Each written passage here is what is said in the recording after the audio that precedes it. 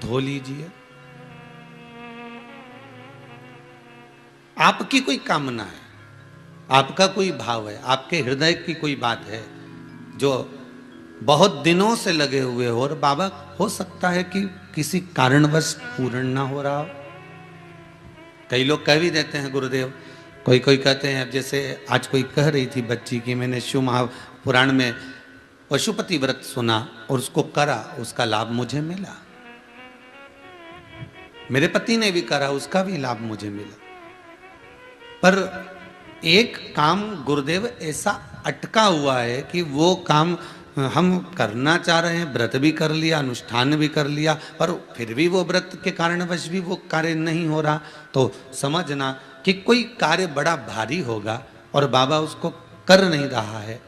या कोई काम अटक रहा है। तो हमने पहले भी कहा, ये बीच की जो पत्ती है ये देव अधिदेव महादेव है, ये ब्रह्मा, ये विष्णु है। इन दोनों पत्ती के मिलन से लेकर इस पत्ती के बीच की जो डंडी है, ये नीचे की डंडी का वर्णन नहीं कर रहे हैं, इन दोनों पत्तियों के बीच में जो डंडी है बची हुई, जो तीनों के बीच में एक डंडी का जो भाव है, ये माता जगत जननी जगदम्बा माता पार्वती है। इस डंडी के नीचे का जितना भाग है ये 33 कोटि देवताओं को दर्शाता है। बेलपत्री के नीचे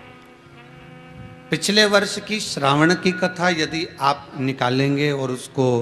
पेज पर जाकर आप सुनेंगे तो आपको प्राप्त होगा कि उसमें भी कहा था कि जब आप पशुपति व्रत कर रहे हो या कोई नियम धारण कर रहे हो या कोई आपने नियम उठा रखा है और वो कार्य आपका हो ही नहीं रहा, आपने 2 बार पशुपति व्रत कर लिए, आपने ये कर लिया, आपने प्रदोष कर लिया, आपने सोमवार कर लिया, आपने सारे अनुष्ठान कर लिए, बहुत सारे उपाय भी करे तो भी नहीं हो रहा है, तो इस बीच वाली पत्ती पर शहद लगाकर बाबा का जो शिवलिंग है उस शिवलिंग को इसको छुआ दीजिए या उससे चिपका दीजिए और उस पर अपनी हथेली रखकर कामना कर कर वापिस घर को आ जाइए।